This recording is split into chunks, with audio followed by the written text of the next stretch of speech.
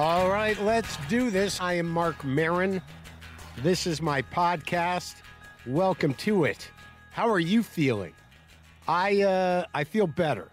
All right. I told you on Monday that I must have been about 2 or 3 days into COVID. It's weird because I feel okay and my symptoms were okay, but when I did test positive, I was like, well, I'm calling the doc. I gotta need some of that Paxlovid. I gotta get on like that old timey COVID panic. I didn't want to oh my God, with the old protocols, it was like you just waited for sometimes, 10 to 14 days until you tested clean, looking at that second line. Like, oh, it's just a hint. There's not hardly anything there. It's not, oh my God. I don't think I can take it anymore.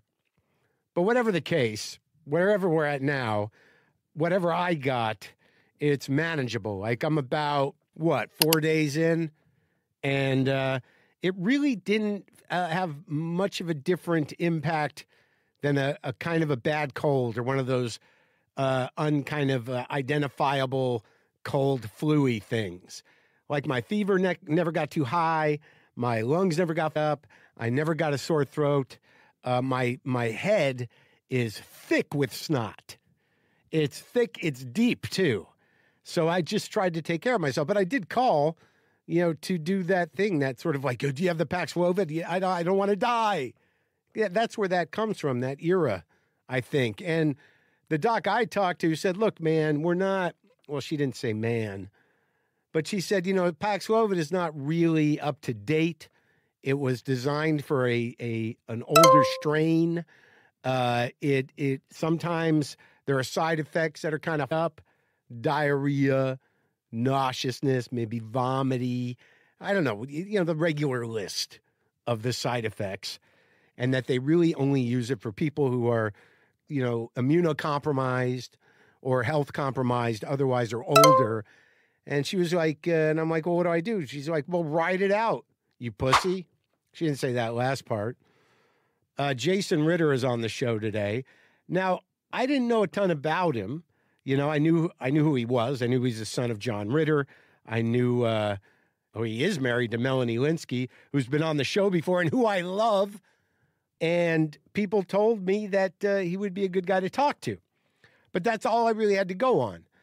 But then I kind of learned a little more about him, and I'm like, all right, let's do it. He's got some stuff.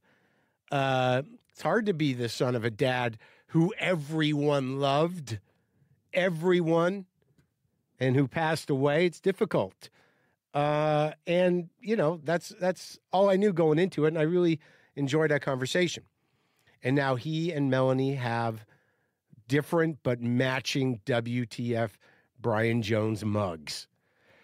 So look, I'm going to be in Tucson, Arizona at the Rialto Theater. That's tomorrow, Friday, September 20th. I will be beyond the 5-day isolation. I do think I'll feel okay for it. Then I'll be in Phoenix at the Orpheum Theater on Saturday. There'll be about 600 to 700 of us in a room that seats 1,350. So that'll be intimate. It'll be nice. It'll feel special. And then I'll be back here in LA at Largo on Thursday, October 3rd. And I'll probably be doing some Comedy Store spots here and there. I'm doing a benefit for Kamala this Sunday.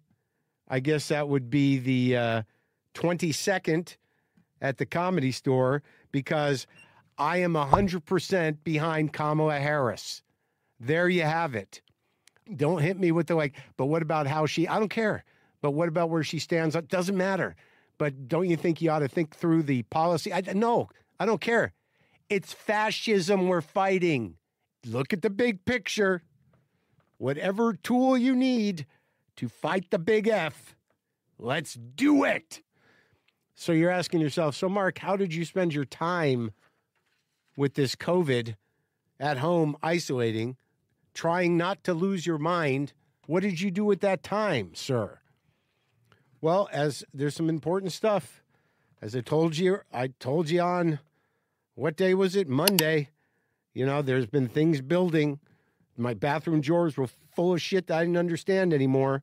Attempts at things different nose hair trimmers, stuff I didn't like, tubes of stuff that I got on a trip to Europe at some point, vitamins from a foreign country, many travel size things that were half emptied or repurposed to hold different things. Like I don't know, seemed like a lifetime of garbage.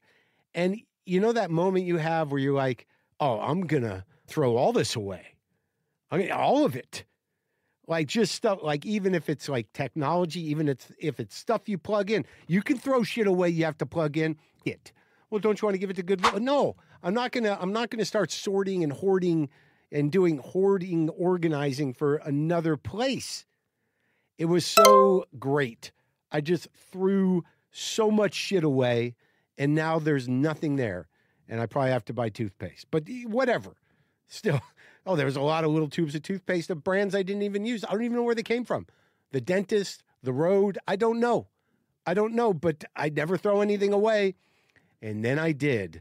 And I feel lighter. I feel kind of amazing. Yeah, it was pretty good. I put the guitars I don't use in the closet.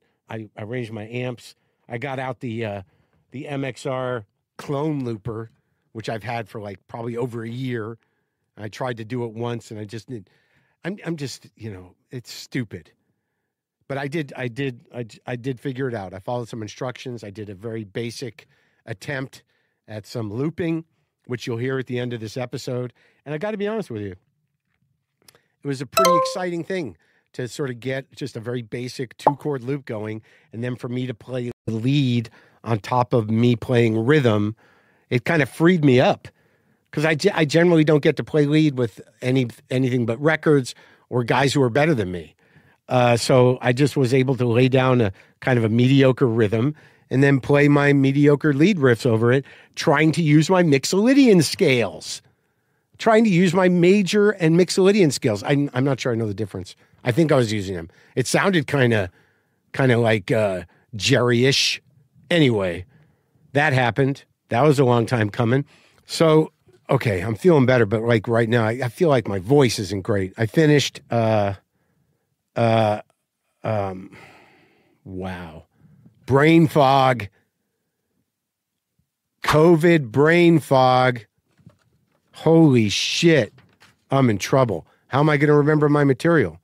How am I even going to do anything if I can't fucking pull a name up that out of my head, from that I knew this morning, right?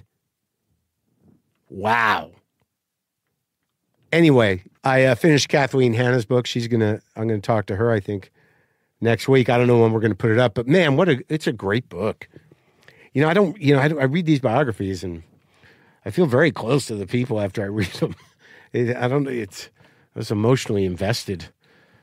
She's not that much younger than me, so a lot of the world that she was talking about artistically was... Anyway, there's no reason for me to talk about that now when I can talk about it, before I talk to her.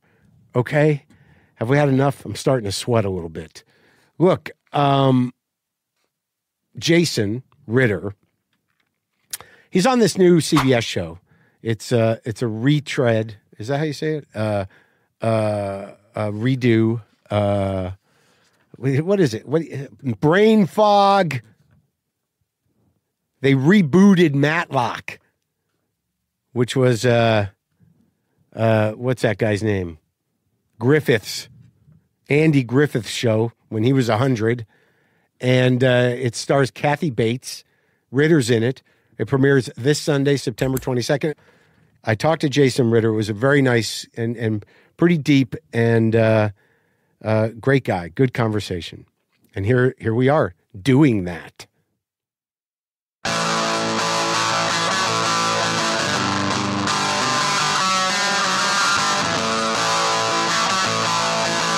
I'm watching so many fucking movies. God forbid I work on the part. I know, and that's always the struggle. Is it? Like, am I doing it? Am I doing it enough? Am I the guy? Am I doing it? The question for me is always, am I doing it enough or am I doing it too much? It's a weird thing where I feel like I have to put it down at a certain point. Otherwise, I'll overthink it. Oh, right. And then you're completely detached from the 2 minutes you have to do the acting. Yeah, exactly. Exactly. But then I'm like, I this is can't it. work on it too much, and then I go in and I can't remember my lines, and I'm like, I should have done it a little bit more. We should Maybe a know the little bit lines. more. Yeah. Yeah. Oh my God. I like now at this point, because I've been on this show like what 2.5 months. Like it gets to the point where you're like, am I even doing the guy anymore? Am I Right. even, Yeah. Am I even? Is this the character? What am I Yeah. doing? That's the bothersome part about Are it. you having fun though? Is it you like working on it, or Oh yeah, yeah. Everybody's great. seems like You know, but like you really, I mean, you kind of want the real thrill of it is if you have a scene where there's some meat to it. yeah. And that's not most of them. Right. A lot of times. Yeah. You know, it's Absolutely. like, you know, we're doing a half a page. You just say like, I'm here. And you're like, oh, that's half the day. Yeah, exactly. Yeah. Oh But- my gosh. But there are moments where that's just what I've been focusing on. Like, can Yeah. I access, like, okay, make a decision about this guy and how he acts. And then like when the emotional stuff happens, you know, and this is sort of a dramedy. Yeah. But like I'm in there, I'm like, I'm going deep, man. I'm gonna fucking find this sadness. And now I'm wondering, like, am I gonna be the only guy doing that? Yeah. Here he comes again. Hey guys. Wow, that This is is really. sad cranky guy's really leaning into it. Oh my gosh. It's kind of taking away the funny part. No, but yeah, I think you're so great at that, like marrying those two worlds of comedy and the sadness? drama. Well, just Yeah. having it have like a weight and having it feel like a real person, and never, you know, I don't know. You were so amazing in Glow. I watched, Thanks. Yeah. Yeah, that was good, you know, and that there were some sad parts. And I worked with your wife on that one episode of Easy. Yeah. That was some of the best acting I did, I think. She loved it. That was and she was pregnant when she did that. Yeah. Yeah. Yeah, there's a very funny moment in that where like where she wasn't supposed to be pregnant. Yeah, exactly. And I said, "So you're having another one?" That was Yeah, like the she first says, thing I I'm said. not pregnant. Yeah, I know. It was like because she was like 6 months or something like that, and so I think you guys had a conversation where we're like, we have to acknowledge. Yeah. somehow. It's not, yeah. And then I mean, such was a funny great. way to do that. I'm It was- not pregnant. Yeah. Oh, it was sorry. the worst. Like here, I'm trying to like kind of take responsibility for whatever she's for my improprieties. Yes, yeah. And that's the first thing I say. Oh, it's so perfect. What a great way to start off an already awkward. We had that scene, but we it just was had great. that You one guys- day. It was good. She loved that. That was so fun. How's she doing? She's doing great. Yeah? Yeah. She's Working. working. Yeah. Oh my Are god. they doing more Yellow Jackets? Yeah, she's back right now, but she's been going back and forth from Vancouver to do. She's up Yellow there, Jackets. too? Yeah. You guys should have a coffee. We should. Yeah. I didn't know she was up there. Yeah. When's she going back up there? She has a pretty good break. I think no, actually, we're both going to go up next week. Oh. Yeah, like I'm going maybe back Wednesday. up tomorrow. Oh, cool. Because for the most part, our daughter's been in school, and Melanie's been coming back and forth. Yeah. And so for a month, the idea was that I was going to be the one going back and forth, but then we were moving and all sorts See, of that's crazy an stuff, actor's so. life. I don't even understand. It was. I'm away from my cats for 2 weeks, and I'm like, are they okay? Yeah. Are they going to remember me? It was really hard for Melanie. This is the longest like she's been away, but she would come back. I mean, she would come back every Anytime. weekend. Yeah. Like I would be like, have a weekend. You can, you don't can relax. make We yourself got crazy. it. Yeah. Yeah. And she's like, Saturday I morning want to. Yeah. for 2 days? Absolutely. Yeah. She Wow. just like it was So that's a normal thing. for her. Yeah. I mean, I thought I was she's being tired. crazy. Like anytime I Oh, come no. back, I'm going to come back. Absolutely. It's Yeah. you feel the Just to emotional element. You And you got to really- reground yourself. Yeah, exactly. That's a huge part of it. But that thing you did, the Matlock thing, that was here, right? That's here. I'm still doing it. I'm almost done. Oh, it's still in it? Yeah, Huh. it's still going. Like I have 3 episodes from the end of the season. It's interesting because I watched a pilot, and there is a world of like just old school TV acting. Yeah. And I don't, because none of us, are constant. Like It used to be all there was. Right, was right. TV. Yeah, yeah. And then when you see TV, you're sort of like, wow, this is kind of old timey. Yeah, exactly. But a lot of people, certainly of a certain age, watch just TV, procedurals and whatnot. And it's sort of like a procedural, isn't it? Absolutely, yeah. There's like a case of the week and a case of the day. Yeah. I guess it's a weekly television Sure. show. So, but then there's also like a mystery that kind of goes. Yeah, through the right. whole- Yeah. Is it really based on? Because I can't remember Matlock. I checked out a couple episodes. You did? Yeah, and it's Andy really Griffith? funny. Yeah, it's Andy Griffith, and the idea of it is because I was a Columbo guy. That was the show that like. Were you alive for Columbo, or were you No, watching repeats of it, I like watched on repeats Nick at of Night it. or something? Or? Well, Mariana Palka that you worked with on Glow, yeah, sure. The Viking. Yeah, she and I.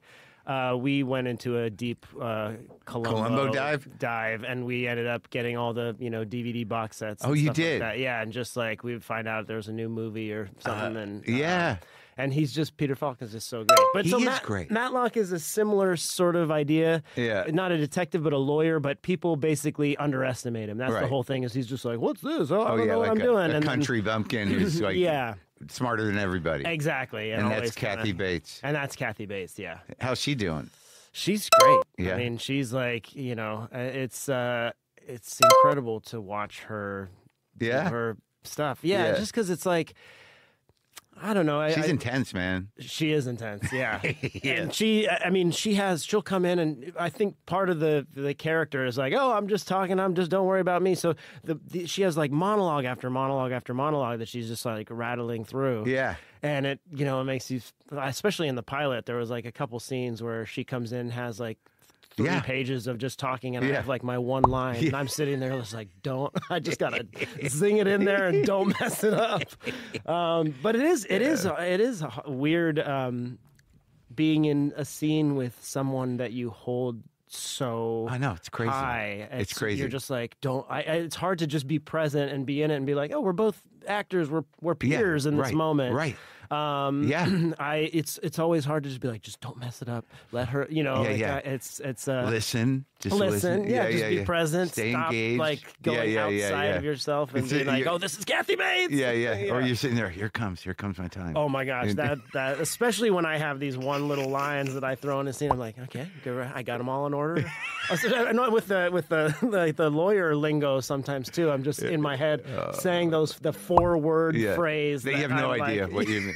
Like, I'm doing my show's based on golf, and I don't know anything about golf, so I got to do these sort of like he's going to hit into the bunker, it should roll, and I'm like, I don't even know what this is, and so I got to be like, so the bunker's a sand pit, right? That's a sand pit. Oh my gosh, that's so. And funny. then when I talk in golf lingo, but it's weird. I think once you appreciate the idea of acting, like, because when you want to be good at it, you're like, I should really know about this. I should be in it. Oh yeah. I got to do some research, and I did. But ultimately, you're pretending to know. That's the thing. Yeah, and if you can pretend well, you're all set. Exactly. And then no one's going to be like, he really doesn't know what he's talking about. I know.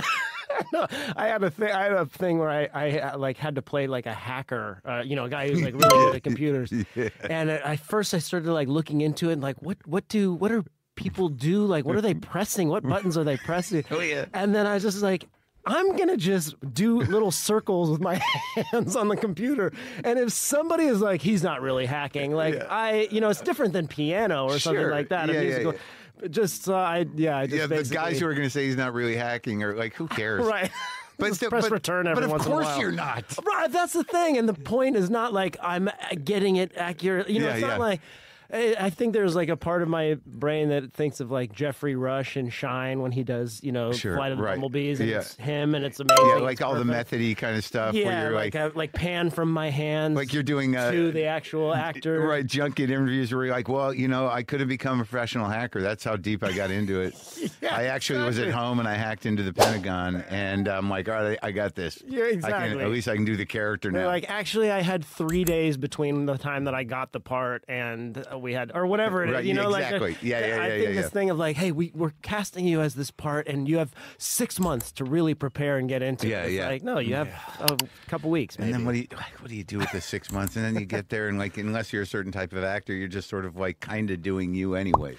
Well, that's the thing. And I always I think there's a certain level of of confidence that I always think about, like Daniel Day-Lewis or somebody like that. And that first day on set where, on There Will Be Blood or something like that, where he's been in the woods for 6 months and he's he talks like people talked back in the day or something. And then he shows up on set and he goes, "Hello, my name is," and everyone's like, that. I couldn't do that. I feel even if I really did work on it, and he's brilliant, obviously, but there's a certain level of you just got to accept it. Yeah,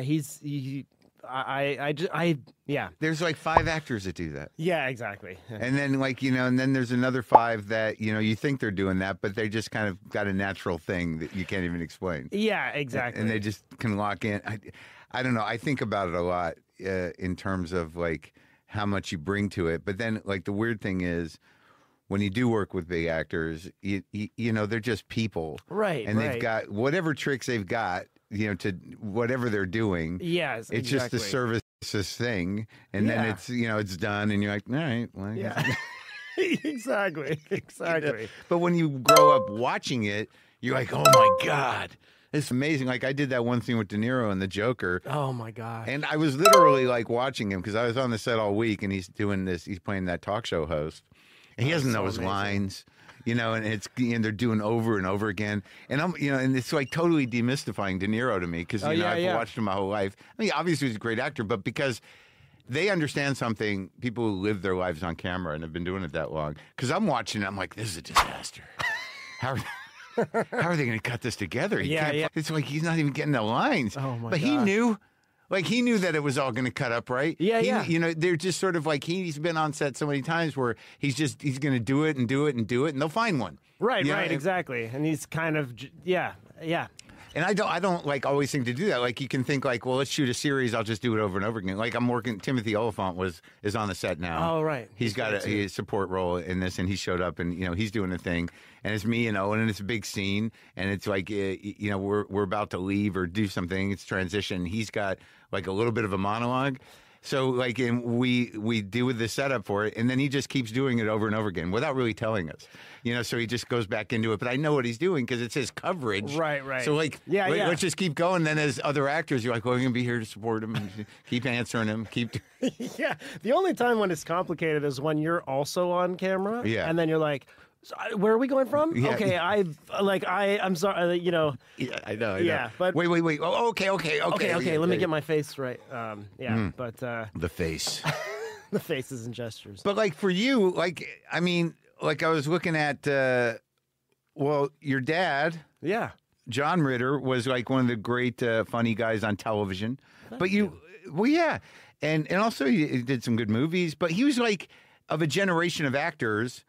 They just worked in television, and they were working all the time. Absolutely. There's this whole world of TV actors that you kind of know. I mean, his second wife, Amy, too, was a TV actor. Yeah, absolutely. But they were omnipresent. Yeah, they were just always there. Yeah. Well, there also were much fewer channels. So. I know it's kind of crazy though that there was this world of working actor that everybody knew. Yeah. Because we were all watching the same television shows. Right, exactly. And also that was the time where it's when you'd see them in a movie, you'd be like, what is he doing in that? Yeah, That's exactly. You know the character from TV. Yeah. And then when they made the jump to movie, you're like, oh, I don't know how this is going to go. I know it's such a different world now. There's much more fluidity between those two things. But there was really, and especially in that time, either a television actor or a film. And television actors seemed much more accessible, I think. Yeah, because you knew see them all the time. Yeah, and every week. Yeah, there exactly. They are. Yeah. And you grew up in that. Yeah, yeah. Do you remember being on the set of Three's Company? I remember not on Three's Company. I was born in the middle of that. So So you're really young? I was born in 80, right. February 1980, and so I think it finished in 83 or 84. So you're well into the Don Knotts period. Well, the first show, the version of Three's Company that I became aware of was with Mr. Furley and Terry. Priscilla Barnes. So it's funny to then go back and watch the other Ropers and stuff, which they're all and Suzanne Summers and they're all the iterations are really fun and great. But Mr. Roper. But why am I spacing that actor's name? Norman Fell. Oh, Fell. Norman Fell. And Audra Lindley as the Yeah, Norman Fell. Yeah. Do you remember him in The Graduate? I don't like you. That's right. He's so great. And do you know Richard Dreyfuss sticks his head in? Should I call the cops? Oh my gosh! It's got one line in it. That's so funny. I'll call the cops. Oh wow! I don't like you. You could really have like a simmering anger at Norman. But Fell. he's like that. He was one of those guys though. Like he started in doing a little bit of movies, and he's like a TV guy. Mm-hmm. Yeah. And that was so funny that you go back and you see these movies and you're like, oh my gosh! Yeah, he was a bit player, and then like he just got the gig. I think that was the thing is that people, and I think it's still the same way. Only like a lot of people do work now that nobody gets to see ever. I know because it's hard to find. Yeah, but people just want to work. Right, exactly. And the idea of like nailing a series, it's rare now. Especially this year, it's gotten so crazy. What's going on with that? I don't know. I don't know, but it's like there's just not a lot of work, and I'm like I feel we're so super lucky to be on that's what I get because there's so many people that just that's what I keep being told because like my instinct is always like I don't know if I want to do it. No, but it's like every guest star who comes in is like. Whew, man, it's dead out there. Really? Like, and I had a friend who's working on a lot, and he was saying like 70% of the lot is just empty, like not shooting. There's just, I think... In L.A., certainly. The strikes and I think everything just... I know, it seems... slowed it down. Well, I think what the strikes proved was that, the industry can figure out how to work around producing things. Right. Yeah, exactly. Oh, they want more money? Fine. We're just not going to give them any more work. Yeah, it's not a retaliation. It's just, it's, because in Vancouver, there's like 100 things going on up there. Geez. Like I didn't even know Melanie was up there. Oh yeah. My driver, so much stuff. Yeah, my driver said there's 60 productions going on. I'm like, what? In LA, there's nothing. Yeah. They're just empty, weird ghost town studios. Yeah, it's weird. Where'd you shoot the Matlock? Paramount. Oh yeah, yeah. They just closed it though, didn't they? Oh, I just was reading something about. You better check if you got work to go back to. I know. I don't know what that's about. I mean, I know that they are still working. I'm going back on Monday, so there is at least a soundstage for you to work on. Yes, exactly. I thought they closed down something. Something. I mean, there was a big merger. You didn't get the memo. No, I didn't. Yeah. You got to go to Vancouver. That might work out for you. Yeah, you move the production to Vancouver. Yeah, that would be nice. You can just move in with your wife. Exactly. See her once in a while. Yeah. Well, that was the other thing too. Like when I was looking at your resume and then your old man's resume, it's just that like the guest star thing was huge. Oh yeah. That's how everyone started. Absolutely. He was like on the Waltons. Yep. Yeah, he was the preacher on the Waltons and you just move him around. Yeah, exactly. And just, there he is on the cop show. Mary Tyler Moore show. Was he? Yeah. He had a Hawaii 5-0 thing. With Jack Lord? Yeah, I think so. Of course. He was a hippie who's like has hippie. a drug dealer shootout or something. MASH. He had a bit part on MASH where he held one of the guys hostage. Oh, really? Yeah. That's amazing. But yeah, that's same with me. Like I was in New York and Law and Order was the thing that was employing everybody. So what was your arc? You grew up here? I grew up here. Yeah. And I didn't realize you kind of come from a show business family in a way. Not just your dad, but your grandfather was some kind of country singer, singing cowboy. Yeah, and the America's Most Beloved Cowboy was like the. Is that his thing? That was his thing. But you didn't know that guy. No, he died before I was born. But it was kind of to incredible see. Have the records and stuff. Oh yeah, and we saw his movies, and wow. you can. Here, and your grandmother too. And my grandmother too. Yeah, they met on a movie called Rainbow Over the Range, where she was the librarian, and he was, she was an actor, and so they were in that studio system, like Hail Caesar. Exactly. It's exactly like that. Yeah. And they were just cranking out. They were just going to the San Fernando Valley and just cranking out westerns. Is that crazy? My dad would go up to his dad and say, "Oh, I saw Mystery of the Masked Bandit landed or whatever. Yeah, yeah. Text would be like, which one was that? Like he was just showing up, and they were like, if you look at the IMDb in like the late 30s, Yeah.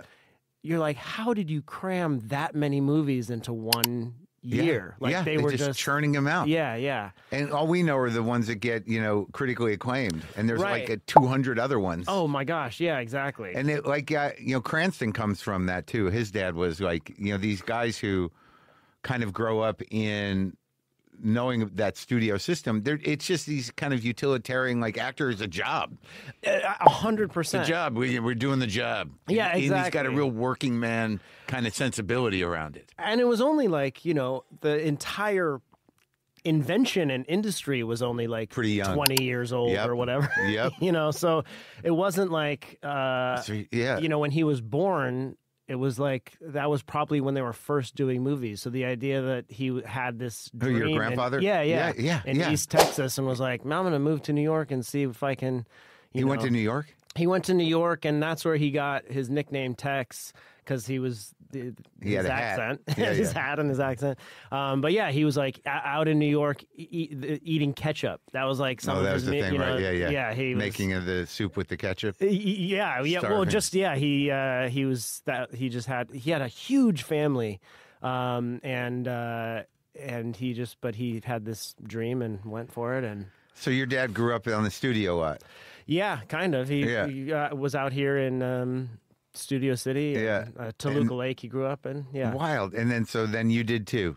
And then I did too. You grew up just on around the TV studio. Yeah, kind of. I mean, are you the oldest? I'm the oldest. Yeah. And you got what? 2 brothers? I got 3 brothers and a sister. Yeah. My older. I mean, I'm the oldest, and then my sister and my brother with my mom, and Yeah. then my other brother from Amy. Yeah. Your half brother. Yeah. Yeah. Wild. I met Amy recently. Yeah. At a I think it was at Sarah Silverman's party. Yeah, they're close. Yeah. She's a character. She's fun. She is fun. Yeah, she's very funny. So when do you decide? Growing up around it like that, and he was a big star, right? I mean, it was. Yeah, I mean, a totally recognizable person. That's when they had like all the the TV shows that had all the stars hanging around. Yeah, and exactly. all that stuff. It was Love a different Boat era. He would get recognized all the time, and it was funny too, because he had this weird habit of, like, if we were in a public place, he would always just be kind of walking faster than, like, it would be like him maybe same pace, but him maybe like 10 feet or so ahead of us, and us all kind of following. And so you would see this like wake of people kind of like turning and recognizing him, and he just was. That was part of the thing. He just wanted to like keep moving, and but it was fun. I mean, he always was trying to entertain us as much as possible throughout all of those things. So anytime, sometimes people would be a little mean or things like that, or or slightly insensitive or things like that. He just was, they get excited. Really have as much of an ego about it. Yeah, and so they, it's just that there's that fine line between, hey, John Ritter. Yeah. And it's like, and if you just say, thank you, and you start to move on, like, what? Yeah, exactly. It's like, dude, what do I owe you? Yeah, that's the complicated element. Yeah. Or, they'd be like, I thought you'd be a good guy. Yeah. Yeah. Or like, what was, I remember this one lady took his glasses off his face and went, I knew it was you. And he was like, oh, can I have my glasses? Just no boundaries. Yeah, you gained some weight, things like that. Oh my God. Oh, thank you. Because they have Are you still acting? And he would go, no, I have a potato farm up in. He just would make stuff up. Oh, he did? Yeah, because there was no part of him. He was very humble, and like he there was no part of him that was like, let me prove to this stranger that I've, he never stopped working. He always was doing something. But they only here and know there. him from the one thing. Yeah, exactly. So he's not going to be like, actually, yes, I'm working on this. He was just like, no, yeah, I retired. So we basically raise lambs. Yeah. And then we slaughter them as soon as they become sheep. But it was, he would just make up all these weird things. And did it have, like, do you remember it having an impact on him when the show stopped? No, I mean, You're too young? No, yeah. I mean, to me, it seemed like he was always doing something. Oh, yeah, because, like he was. After, after Three's Company, there was, Three's a Crowd didn't go long, but then he was doing Hooperman and, Hooperman. And then movies and just, he loved working. He was like a workaholic and just loved that so much. And so... when do you decide that, like, this is the thing? I kind of... I like doing it in elementary school, and I initially was like, I think I want to. Where'd you go to the school? I went to Crossroads in. Oh Santa my Monica. God! I know, I loved it. It was really. I've only talked to a few people, and I've read about Crossroads. It's not controversial, but it's a very specific thing, isn't it? It is a very specific thing. There's a lot of kids of industry people there, and it's kind of sure. And it's kind of like a very loose curriculum. Does it still exist? Oh yeah, it still exists, and I think initially it gets a certain reputation. There are certain things about it that, like, what is it exactly? Like, it's for privileged offspring of actors. Yeah, that's for sure part of the thing. Who was in your class? Oh boy, whose kids were there? People? There were yeah, there are lots of. Oh gosh, I don't. It's. Are you sworn to secrecy? Yeah, we're not allowed to talk about it. No, but it was funny because you'd see a movie on the weekend and you'd say like, oh man, that was awful, and they'd be like, oh, my dad wrote that, and they're like, oh, sorry, the writing actually was great, but it just was the rest of it. Yeah. I remember saying that the writing was good. Yeah, didn't we just say the writing was great? That was one good thing about it. They really took that script and ruined it. But yeah, no, it was. But also it's the kind of thing where it's like, it's a private school, so it's an expensive school, and then you have, and then it's sort of a industry town. So it's like if you had, that's why it sort of ends up there. And there are some freedoms about it and things like that. But and there are also I don't know. I really loved it. Like a lot of the things that it gets made fun of for, I greatly enjoyed. There's a class where we passed around a stick and we talked about our feelings and stuff like that. Sure. And that gets made fun of a lot. But then it also forced 14 and 15-year-olds to be like, I guess this is what's going on inside my heart and brain. And so what were you learning about yourself then? I think it was just learning how to forcing you to talk about, forcing you to articulate what you were thinking about and feeling. And what was the hardest part about having a dad as a major celebrity? I think it was probably figuring out my own identity. I think there was always a lot of context and but he's John Ritter's kid. Yeah, exactly. And then that's sort of who I was. And so there would be times if I was at camp or at a new school where I never would tell anybody, but there would be a time where someone would put it together, and I would never lie about it. So if someone asked me, I would say yeah. And then I would notice that some people would be much nicer to me after they found out, and I would always feel like, oh, it's got nothing creeps to do with me out. Yeah, it's got nothing to do with me. And that was so that was sort of a strange thing to navigate in terms of are you liking me?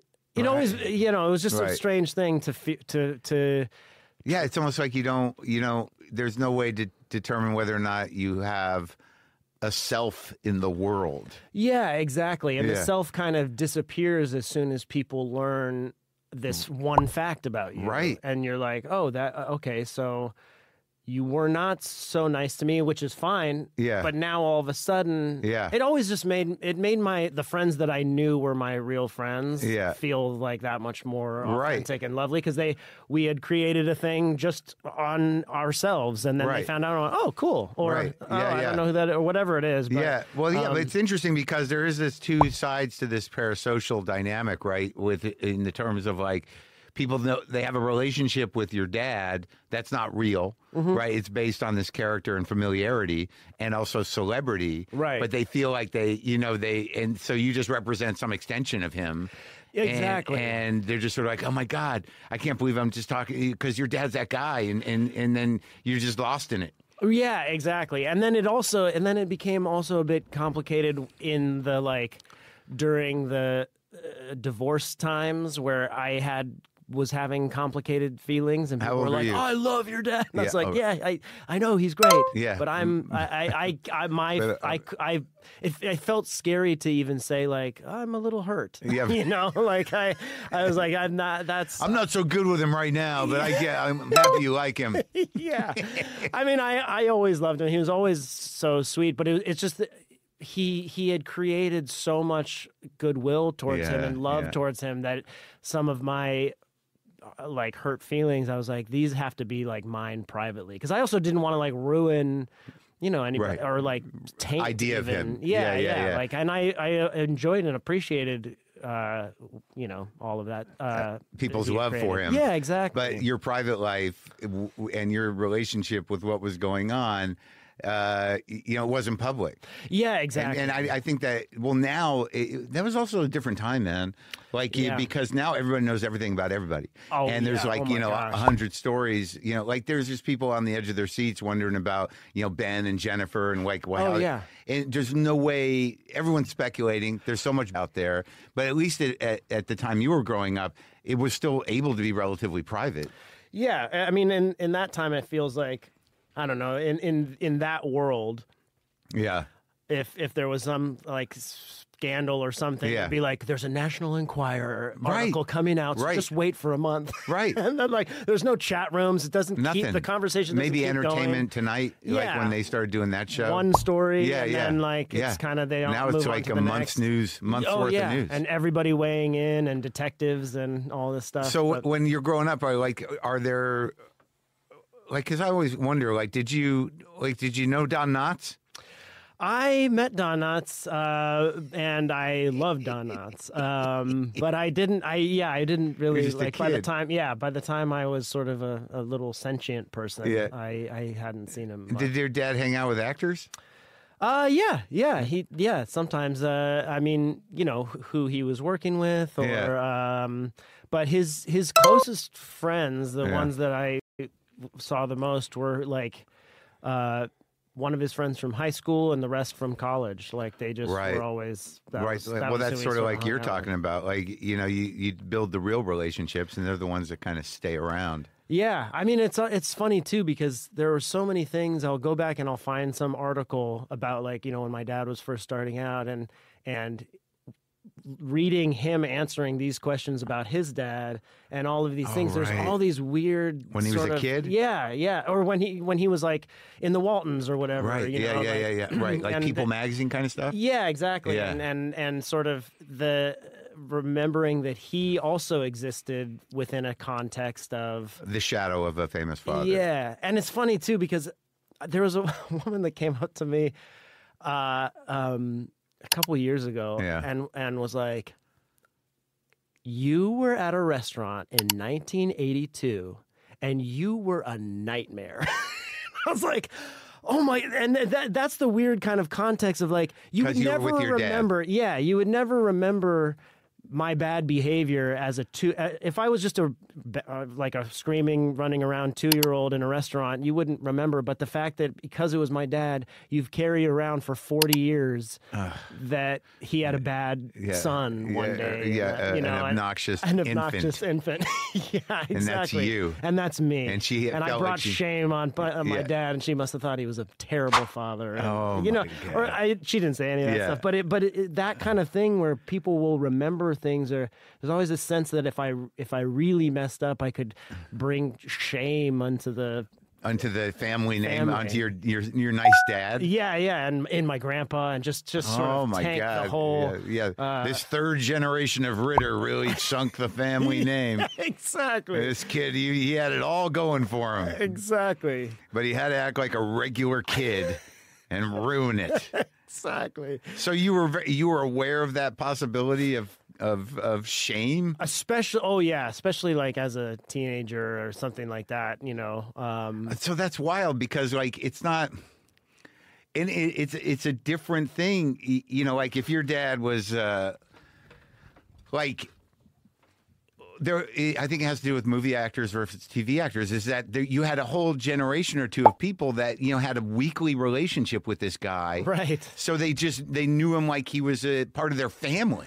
Well, and also he had created in the TV world and in the real world so much goodwill and being so kind to people. And I still get stories of like, he did this nice thing for me. He didn't know me, but I was at a Starbucks and he, I don't know, did something nice. So you got to be careful, even if you're mad at your dad over something that happened that day, who you're talking about. Like you can't be like, he took my thing away. And it's ungrateful. Yeah. Because then somehow or another it would trickle into. Exactly. How's Crossroads? Yeah. Yeah. And I mean, I'm definitely, I'm not complaining about any of it, but it was interesting. Did you ever talk to him about it? Yeah, I talked to him a lot about it, and he had I think because he watched his dad go through all of this, he was able to sort of avoid a lot of the kind of the pitfalls of, I think that was what kept him sort of humble and just sort of like, or he would always say like, we're so lucky, like they're and just this sense of, as opposed to some people who have a certain level of success and they're like, it's because I'm the best, right? Yeah. Even though I think he was so brilliant, and well, that's pretty undeniable. Yeah, but there was this understanding in the sense of like, there are incredibly talented, amazing people who just don't don't catch the break, wave or just don't get the break. And so he was very much like, well, I talk to people about that a lot, and certainly because there's been kind of this framing of nepotism, nepo babies and all that. But I still, there's some part of it that seems disingenuous to me in terms of the critique of it, because like, look, man, if you grow up in the world, how are you not going to think that like, I want to get a job in this world? Yeah. I mean, I think that conversation has been so interesting, and I see a lot of people who have benefited from nepotism really pushing back, because I think one of the things that scares them about the whole conversation is like this idea that their accomplishments or their talent is being taken away from them or something. Right, they're not talented. It's all, you got to be able to do the job after a certain point. Yeah. It's like, it's not like there's that much goodwill in show business that like, this kid sucks. Let him keep ruining project after project. He's Ritter's kid. What are we going to do? Just give him the supporting role. We'll see what happens. We loved his dad. Yeah. But I think by being so scared of having that taken away from him, they're not acknowledging the privilege. Right. They're like that part of like, oh, sure, it got me in the door, but I couldn't. Yeah. But they're skipping over that part, which is like, that is a big thing. There are so many people who like, that's the hardest part, is that first part. And so, yes, you don't get to like, continue to ruin projects. Right. And, and there are a lot of children who have a really tough time, like breaking into the same business, or they get a chance and then that's it. But I feel like there was a lot of, when I was reading some of the responses, there was a lot of like, well, no, I mean, I think it's a thing that a lot of people want. Everyone wants to feel like they worked hard and they earned what they have done. But also it's like a very small percentage of people. Mm-hmm. And a lot, and the ones that don't get flack are ones who end up, behind the cameras or in production roles or whatever. Right. And that's just business. Well, and it's just like, it's show business. So your dad's a producer, and you're going to go work in the office, and it's like, I'm going to do this. Well, it is funny how it seems to be focused on this industry, where like it feels like I would be more concerned about it in banking, like politics or banking, or or doctors, or I mean, it doesn't happen. I mean, like, look at RFK Jr. Right, exactly. What a train wreck of a Kennedy that is. Oh my gosh! But I don't know. I'm not.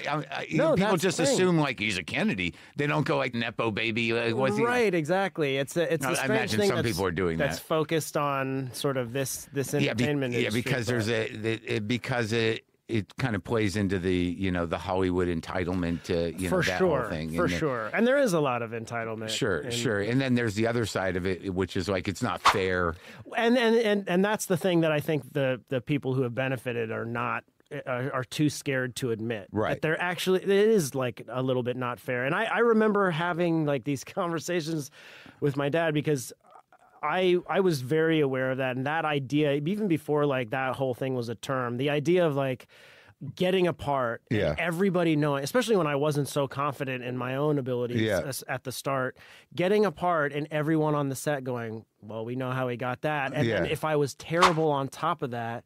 So when I was first starting out, I was really determined to either like succeed or fail on my own terms and not accept anything. And then even if you do that, there still is an element of help that it gets, like even just going into an audition and people being like, oh, he was so nice. That helps me a little bit. Yeah, of course. Even helps me not be as nervous. But I remember, like, my dad was like, yeah, okay, absolutely. And then when you wanted to act? Yeah. And when I got like a Law and Order or something, he's like, okay, great. You want to be in this movie with me? And I was like, no, still no, not yet. I didn't realize that there was a limited amount of time, to do that. But it still was such an embarrassing thing to me to think of being somewhere that I hadn't at least earned. Yeah. And just being that guy. Like, I watched all the 80s movies. I saw all the like rich kid camps and all the like,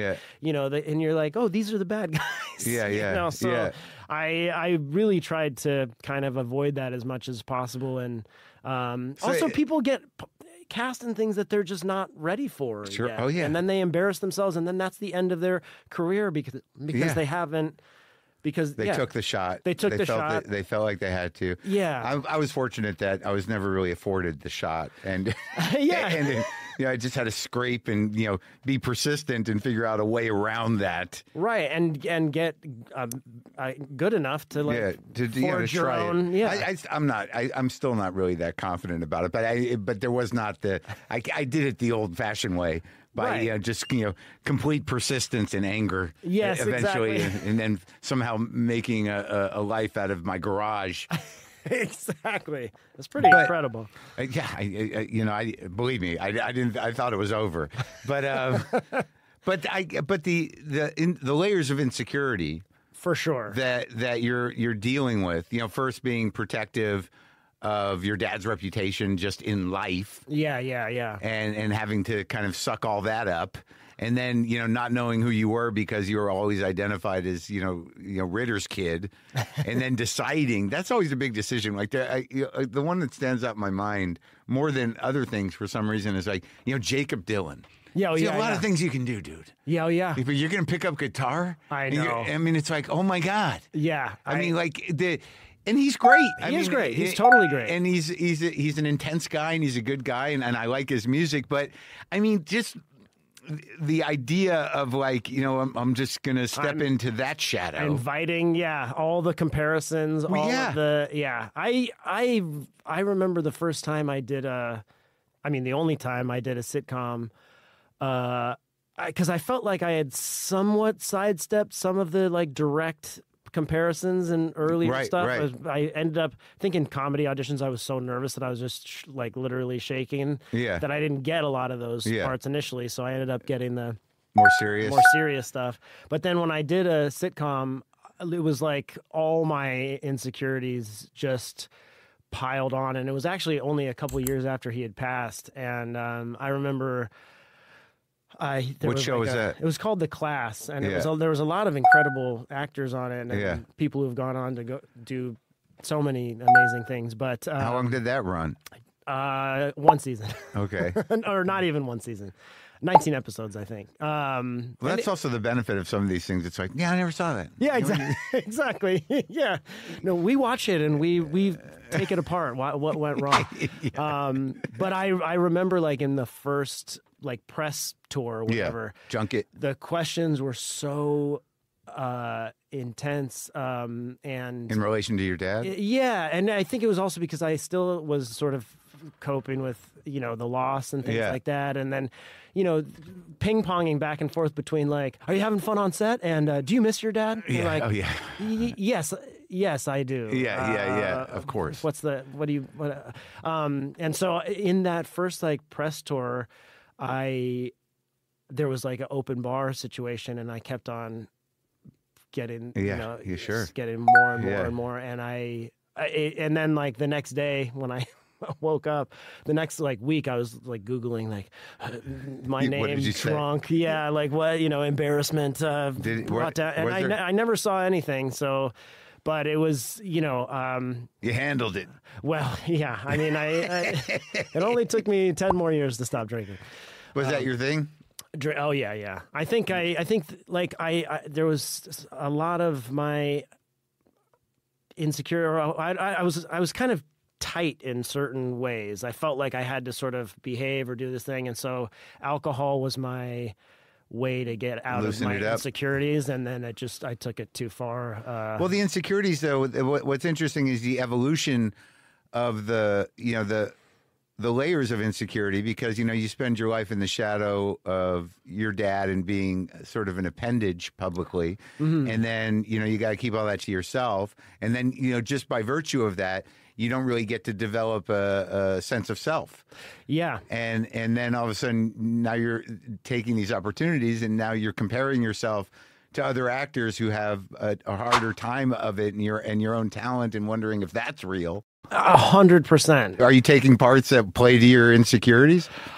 Absolutely. I mean, I think the hardest thing the hardest auditions for me were the sort of confident, like leading guy. Like I was like, I don't quite know how to do this, but you give me like a guy who's insecure, who's looking at other men or peers, guys, for like how to be a man or how to be a person. Like, absolutely, I will. I like the best friend. I can method that shit.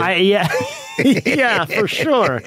And I mean, well, that's interesting though, because that's not a bad approach, because if you have the fundamental talent to be present, to act, to have a wheelhouse isn't bad. But when it's indicative of your bigger problems in terms of being a person, it seems like it could exacerbate the situation. I mean, 100%. It was, it was. Every once in a while, I would fool someone in an audition into thinking that I was like a confident guy, and then and get the part, and then just the whole movie or whatever, I'd be like, how did I do that? Why did I do this? This is not how. But were you able to step up though and do the acting? I hope so. I mean, I gave it my best, and When was when did you? What was that role? Were you first? That role was the first time I remember that happened was this movie called The Education of Charlie Banks. Yeah, and it's basically I play this like. It's gonna sound silly when I say it, but I basically play like a New York tough. Yeah, like a very violent guy who like hates rich people and will beat them up to like level the playing field, and there was a lot that I understood about that. Like you had anger. I had a lot of anger. I also have a lot of like over the top feelings about entitlement and rich people. Like there's a certain thing that does drive me crazy. So there's a lot about that character that I understood. And then there's also the self-hatred component. And the self-hatred component, there's a huge part of that. And the only thing was like, violence is like my last resort to solve a problem. But I've also met a couple guys who's it's like number 3. Yeah. So so I had to sort of figure that stuff out. But that's like a good acting exercise. It was great. I had a really great time, and I met a lot of amazing actors, and I am proud of that movie. But it's bizarre. I feel like sometimes I see it and I'm, or I'll see like a clip and I'll be like, I can't really remember what I was doing. It's interesting when you have to, and I don't you've done a lot of stuff and like, there's sometimes where I'm cast in the few things that I've been in where I don't understand why they cast me. Where it's sort of like there's like a million character. Get a guy that's like this. Yeah. And I'll try to talk my way out of doing it. I've done that. Where it's like I don't know, and then all of a sudden, if they're good at making the choice, whether it's casting director or the director, of like convincing you that they want you, right? Exactly. Agents you can't rely on for that. But if you but if because they're like we got to get it's like it's a job. Yeah. So. But if the director kind of sits you down and goes, no, it's essentially the shame that we're looking for. I'm like, so you do know me. Yeah, exactly. That I really love is when they get you. Yeah, and they're saying, no, you don't have to put on a thing. Right. We know what you can do, and this is there's an element of your personality or what you bring to a part that we want for this. And then you're like, okay, I believe you. I'll do it. That sort of happened in this movie that I'm also really proud of, called The Tale, which is a super dark but beautiful movie. What was the story on that one? The story, it's a true story of So that's pretty recently. Yeah, pretty recently. Jennifer Fox wrote and directed it, and she was a documentary filmmaker, but this is her first narrative film, and it was essentially about the adult man who groomed her when she was a child, and her kind of going through that thing of realizing, oh, this wasn't like my first boyfriend, right? And I wasn't just mature for my age. I was a child, and he was a sick person, But the fact that she realized it, in her 40s, I think, part of the grooming was that I guess they wanted someone who felt like warm and kind and loving, and that it was a very, even though there was all sorts of manipulation and sickness going on, that in the moment to this little girl, it could feel like, oh, we were in a relationship, and the world wouldn't understand. But, so that was really scary. A dark part. That was super dark. And, and you felt like you got in there? To a certain extent. There was a lot of, I was really mainly concerned. Everyone was really mainly concerned about like how we were going to do this and shoot it and not... I basically spent most of my thoughts and time trying to sort of protect this little actress who was playing Jennifer when she was a kid. Yeah. And so I just tried to like make jokes, and I was like a basically goofy uncle energy around her. Off when you're not shooting. Yeah, so that she felt comfortable and she didn't feel like, and none of the weird, there was body doubles for all of the very creepy stuff. Yeah. So I didn't have to say anything weird to her or anything like that. Yeah. We like cut it all up. And, but you took a chance on the part. And it only really like hit me one time where we were just sort of running lines with her. I was, her and her mom. We were just doing the scene, and she just was sitting there, and she was like, 11 or something like that. And all of a sudden, like she was like a little cold, and so she was just. And all of a sudden, I just saw like how small she was, and the reality of the whole situation. Crashed down on me. I like had to go into the other room and just sort of cry for a little bit. But but for the most part, I was able to just kind of trust the whole the director and the other actors, and also I guess to sort of play it without that awareness. Yes, exactly. And just to be like, I'm just, as long as she's having fun and she feels safe, and it ends up, with when it's all cut together, it ends up being what it's supposed to be, which is this sort of awful thing where, of course, a child wouldn't recognize that's what's going on is abuse. Yeah. And I guess that character probably didn't either, really. Yeah, he created his own worldview that this was normal, and in other countries, whatever, and all that stuff. And, and but I also felt like it was important because I feel like there's so many, people who do that to children are monsters, but there's not a lot of understanding of like the manipulation and the confusion that it can. And so it felt like I wanted to show that. I wanted to be part of showing that part. How was that received? It was received pretty well. And people really felt like seen by it. I think there were a lot of people that came up afterwards. And then, maybe a year ago, there was a moment where people were circulating the worst clip on Twitter. Yeah. And obviously people who hadn't seen the movie and were just going, they're trying to normalize, pedophilia, Hollywood, all this stuff. And I was like, oh my gosh, this is my absolute nightmare. And it's also, like I said, it's the worst scene in the movie, the one that would just make me I'd scrunch down in my seat and just sweat and wait for it to be done. How long did that go on for? It went on for a couple weeks. Yeah. And there was a time where it was frustrating because I wanted to be like, see the whole movie. Well, and also what creep fast forwarded to this scene? Yeah. Because that's the only way you wouldn't know what the totally out of context. Is. Yeah. So whoever pulled that out was fast forwarding to the creepy scenes in that movie, which is even creepier than anything. Yeah. Well, that's a lot to deal with. Yeah, but it was just weird to be have all these people again, your father would be turning in your grave. If I was trying to normalize pedophilia, yes, my father would be upset with me, but this is a story about a woman who's trying to shed light on the subtle horror of the process. Exactly, and it was such a beautiful and subtle script that walked a tightrope really well. I'm sorry you had to go through that. But it was weird to just see this misguided hatred. Coming. Well, right it was at me. Intentional guided hatred. Yeah, that's true. That's true. Yes, misguided, guided. Yeah, but do you feel that? So that was just 2018. So, and you've done so much stuff.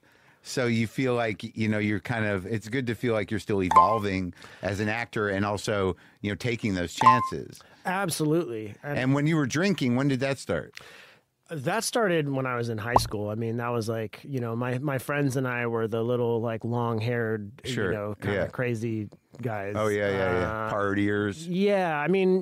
Not really out in the world, but in our little bubble, high four of shit. us, getting in the liquor cabinet and stuff like that. And it just kind of never went away. And it never. I think I threw up or got really sick maybe my second time. There were a lot of warning signs. Yeah, I was a puker too. Oh gosh, so many. It's just so many parties ended with me in the bathroom again. Yeah. And I always thought it was because I didn't really like beer and it was too filling, so I would drink hard liquor and I tried so many different times. The reason it happened for the 90th time was because I did it out of order or whatever it was. I made so many excuses, but I'm coming up on 11 years with no alcohol. Wow, so, that's great, man. Yeah, thanks. It's a big deal. It is a big deal. And I think what I never really understood about it was that after a couple years of not drinking, I realized that there were certain elements of myself that I just believed to be absolutely true flaws that will never get fixed or something, or a certain level of out of control that just cutting out alcohol and, and also doing some work on myself and stuff. I was like, oh, maybe that's not true. Right. Maybe maybe that was, you could see it. Yeah. Or there was a seed of that there that is exacerbated by alcohol. Sure. But without the alcohol, it stays a little seed or something. I can control it, or I'm not, I'm not just floating along with the tide of the world. Did you do you recovery guy? Yeah. Yeah. So you were able to do the work and sort out, through the steps, like the character defects and your side of things. Yes, exactly. And then you get that brilliant kind of profile of which of those character defects are driving you. Yeah. And then you have sort of a map to do the other work, in therapy or whatever. Right, exactly. And kind of like put it together, like where it came from. Oh yeah, which is just so fascinating because it's like you're sort of like your own little puzzle or like escape room where you're like, oh, that's the code that I needed for this lock. That's right. Yeah. Well, that's that amazing thing, and I talk about it publicly, and if it bothers you, you can tell me because I know you're supposed to be anonymous, but go. We're helping people here. Yeah. But like that fourth step, man. I mean, if you do that thoroughly, it's sort of like, no, that's who I am. Yeah, These are the things. The character defects that drive me, and a lot of times it's not it's the opposite, where you just suck it up or take the hit. Well, that there was a lot of self-centered fear. Yes, there was a lot of that for me, and there was a lot of just sort of confusing and conflicting thoughts, and I think I made a lot of decisions about who I wanted to be as a man when I was like 10 or 11. Right. And like, watching my parents' marriage fall apart. And I was like, well, here's what I'm never going to do. Here are the kinds of things. And just making all these decisions before I had an understanding of who I was. So then I was living this life and having these other things come into my brain and being like, well, just ignore all that. And then the alcohol would kind of like explore, those types of things. And so it just was, it was a lot of, I don't know, I had to kind of, when you've created your persona and there's an element of like protecting it from the outside world and protecting your family or all these things, and you're trying to ignore all the... You've instinctually done it. It's not like you don't make choices about that persona. No. It's done to protect you. Yeah, like if I show a break in the armor, it can be exploited in ways that I didn't want to, like just circle the wagons. And then the only way out becomes like, when you drink, you're sort of like, you're not that self-conscious. That was exactly it. Right. Yeah. And you get a relief from yourself. Yes. But then if I then did something that made me feel like shameful, it would just be, the next day I would just go into like a spiral. Yeah. It's like, you can't win because, you're instinctively, getting relief from it through the booze, and then that makes you act a certain way, and then you get to wake up and beat that out of yourself more than you usually do. Yeah, exactly. Just without the booze, you're already operating at a level of shame and self-abuse. Exactly. And then when your persona that's built on alcohol is out in the world, and then the next day you're like, oh, and it's almost like you're being dragged by this other thing, which is the booze. Absolutely. And it's like, and for a while it felt like almost like Jekyll and Hyde or something like that. But then you're like, no, that's like both me in a way. Yeah. And so you have to kind of like, I think now I have, instead of just like ignoring all the bad stuff or putting it aside or sweeping it under the rug, I'm like, it exists with me. I carry a low level amount of shame just all the time. Sure. It's a hard one to kick if you're brought up a certain way, if you're wired for it. Yeah, absolutely. Yeah. But you can integrate the other things and kind of make choices. Like that's the real benefit of sobriety is that you realize you can make different choices. That's the biggest part, and that was the thing that was the scariest for me. Is there were so many times where I felt like I'm not making these choices. I'm not in control. So, and I think like after my relationship with Mariana ended, I felt like when I was 19 and I met her, I was like, here's my thing from my childhood. You're my person, one person for my whole life. Yeah. It's you and me, we'll just work through everything. I'm not going to like cut and run or whatever. Right. And then, like trying to hold on to all of that. And I think you're still drinking? Oh yeah. And then even after we we ended, I think there was an element with the alcohol and the fact that like 11 years later, I was like, I can't make good on any of those promises anymore. Like we're separating. You were there that long? Yeah. And so it was like, but you had to do it to save your sanity and life somehow. Yeah. And I think I had a lot of growing to do, but when I was out in the world, and even in the beginning of my relationship with Melanie, I was like, let me just tell you something about myself. I can't promise anything beyond right now. Yeah. Because I already have promised someone big things and I didn't make good on them, so I am a flawed. I will never be able to like. And when did your dad pass? My dad passed kind of early on with Mariana. With Mariana, yeah, like with I guess 4 years. 4 years into our relationship, and that was completely out of nowhere that happened. That was completely out of nowhere. But one thing that I am just so grateful to Mariana about is that. Her father he passed, but he had Huntington's disease, which is this awful disease. And so, she really inspired me when I felt like I had all the time in the world. She was like, talk to your dad about the stuff that's bothering you. And I was like, and she's like, I wish I could talk to my dad about the stuff, about my stuff. I can't because he's ill. So, so she kind of spurred me to like create a more honest relationship with my dad and like get brave and call him and be like, I want to, talk about, it was complicated because he was always so fun, but I had stuff that I wanted to talk to him about. And so he would come over and I would be like, today's the day that I'm going to like, and then we'd laugh the whole time and he'd leave and I'd be like,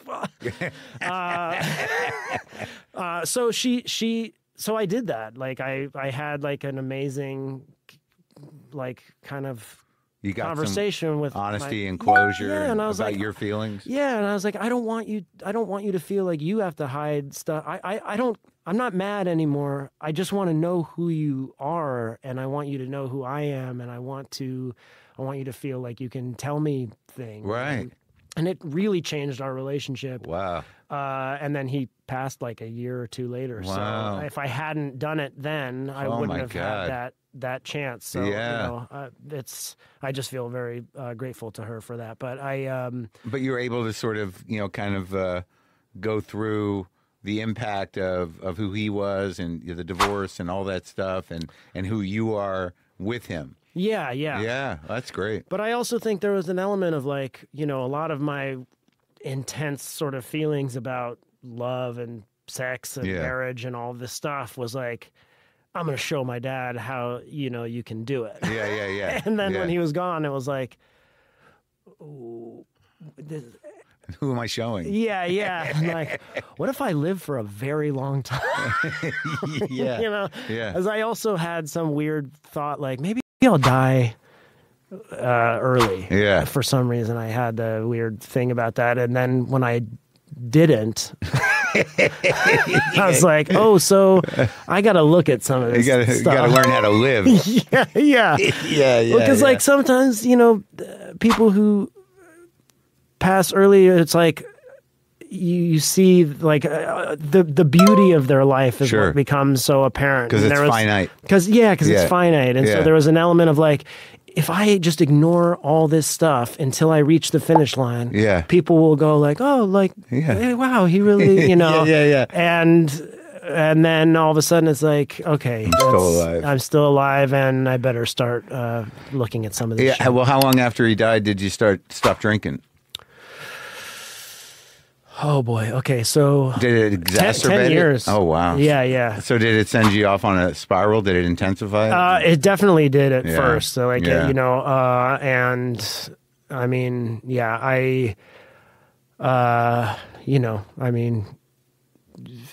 as well as anybody, like grief is such a wild. So it's fucking. It's like it's mind blowing. It's mind blowing. And I mean, I couldn't imagine like the intensity of just losing a parent so quickly and at a very young age. I mean, he was in his 50s. It's crazy. Yeah, 54. Yeah, it's crazy. It's crazy. It's just absolutely insane. And it was like, I got a call, like, come to the hospital, but we caught it or whatever. And I was like, oh, whew. Yeah. And I remember going to the hospital and being like, okay, this is going to be like the beginning of a new chapter. Yeah, sure. Like, yeah. And then just, no, that's it. Like, and then like being like, wait, what was the last time I saw, what was the last conversation we had? It's like that first year or two, it's like the worst. Yeah. You can't even like, the absence of a rewind button becomes so apparent. Like the time marching forward. Yeah. When all you want is just like to go like to yesterday. Yeah. Like, it like your brain can't even manage it for as long as it takes. Yeah. Like it's just sort of like, what? And that like, the weird bargaining part, which is it's such a human and beautiful and also sad thing where there's just no room. Like there's so many things in life where you make a mistake or you can sort of barter or you can explain or you can talk or you can, but just the finality of like, there's nothing. Yeah. It's all in you now. Yeah. It's all one-sided. Yeah, exactly. Yeah. You're just dealing with, oh my God. And how did everybody, like the family, get pretty tight and, come together a bit? Yeah, absolutely. I mean, I think, the first night I saw my mom and my stepmom in the same room was at the hospital that night. Oh, yeah. And your mom was an actress too. Yeah. And she's amazing. She's, but I think, but they didn't know. Yeah. And now they like, they just worked together for months to help my uncle, my dad's brother, Tom, who has cerebral palsy and is such an amazing guy. But they both helped him like move. They like worked together to like, things that I could not have even imagined in my childhood. I was like, wow, you guys, good job. Dude, because I know Amy has the foundation, right? Yeah. Amy has the foundation, and is your mom involved in that? Not really. Yeah. She helps and she supports. But it's definitely like Amy's thing. Right. Yeah. Wow, man. And now you did it. You got sober. You got a kid of your own. Yeah. And it's going all right? It's going great. I mean, I can't, that was another thing I just sort of believed about myself. I was like, there's no possible way that I could be responsible enough to be a father or whatever. Because I remember when I talked to Melanie years ago, I think it was before you guys were, maybe just at the beginning. I don't think you guys were together when I talked to her on the podcast. We were together, but there was, new? I can't remember if I was still drinking or if I was just newly sober. Well, yeah, because I remember we talked about codependency. Yeah. Yeah. Well, yeah. And there was, I think Melanie and I, if we hadn't met exactly when we met in our like healing journeys of ourselves, I don't think we would have survived it because I don't think if she was a little healthier, I don't think she would have put up with my bullshit. And I think if I was, or I don't even know. I mean, I just feel so. Well, you had the companion recovery thing. Like you both had, you had the symbiotic issues. Yes. That define, alcoholic relationships. Exactly. And you were both, hitting the recovery point at the same time. Yes. So it became very immediate, but you were dedicated to, recovery. And you were able to find the language to do it. Well, and I think, in for my recovery, the codependence initially actually was partly what saved me because at that point in my life where I met her and when we were starting our relationship, I didn't really realize it at the time. Yeah. But looking back, I was super like depressed and really down on myself and just was like, I'm a nightmare. Why would anybody want to be with me? Yeah. And so getting sober, I didn't really care about it because I was on a self-destructive kick. Yeah. And I wasn't worth like saving or something. Right. Well, that's that inverted self-centeredness that they talk about. Like either you're the best thing in the world or you're the piece of shit at the center of the universe. Exactly. But both of them are just the two sides. Yeah, exactly. Of self-centeredness. Exactly. And wow. So it was basically when Melanie said, "You can keep drinking, but I can't be with you if you're drinking." Yeah. She was worth giving that a shot, giving sobriety a shot. I knew that she deserved that from me. I didn't feel like I kind of... Right. Oh, I see. So initially you weren't necessarily doing it for yourself. Yeah, I was like showing her like, I do take this seriously. I do think you're amazing. You know, like probably I'll get sober and we'll work through all this stuff and you'll go, okay, well, you're not great. So you're already trying to trick yourself into drinking still. For sure. There was a part of it that was if we break up, then I gave it a shot and then I can go back to my self-destructing. Yeah. But it was a really incredible thing. And, you know, everyone was telling me at the beginning of my sobriety, you know, everybody has different kind of rules of what works for them. Sure. And so one of the things is like, you got to do it for yourself. You can't do it for anybody else. Yeah. You know, you can't have it be dependent. And I was like, but for me right now, this person is worth doing it for. I started this the same way. Not. Right. Oh, really? Yeah, totally. Yeah, I mean, like I was married. I was, not happy. I was, using, fairly secretly because I'd already tried to get sober before. I met a woman. It was not the greatest of situations, but like I was so taken with her and she was sober. So she got me sober. Wow. I kind of wanted to do it. And, but once it was sort of like, this is how you're going to be with this person. Right. You're going to get sober. Yes, exactly. So I was compelled because I was so in love with her to be sober. Absolutely. And same. I'm glad you survived because you're so untethered. I was just horrendous. Yeah. Because I didn't trust anybody. I hated myself. I was like angry and emotionally abusive. And, I just wore her out. That's why they tell you don't have a relationship in the first year. Well, that was the other thing. But I was like, Duh. I know, yes. But, I became a monster and that relationship, ended. And it took me a while to realize like it was completely the right thing for her to do. But out of all that, I did stay sober. That's amazing. But that's the hard transition, though, from like for somebody else to yourself, because in order to stay sober, you have to have some, like, at least one okay feeling about yourself, or at least that you're worth not. Well, then it becomes just the day count. You're just sort of like, I did another day. Like, I was not going to let go of that fucking day. That's true. I mean, that was the hardest part for me is like, when you're like a week or 2 weeks in, you're like, well, I can get back here in 2 weeks. I'll just have a thing. But you're like, now at this point where I'm almost at 11 years, like the idea of throwing that all away. A lot of people don't talk about it. And I mean, I just had 25 years, so I don't. Incredible. But I don't think about it the same way because I just it's my life, and I don't think about drinking. Yeah. But there is that thing. It's sort of like I'm not going to be one of those guys, man. I put this time together. I'm not going to fight. Like it was competitive. I mean, because you see people go down for sure after like decades. Sure. People... Well, I know. I got to make sure I keep that in mind. But the thing is like you. But you also realize that component of the disease, which is awful, but there is this sort of, like, I think at first you're not seeing, like, it's tragic. You're just sort of like, I'm still winning. Right. Yeah. He was ahead of me and now he's behind.